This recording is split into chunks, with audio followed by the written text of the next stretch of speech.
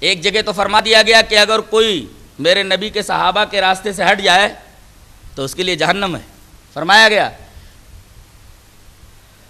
وَمَن يُشَاقِقِ الرَّسُولَ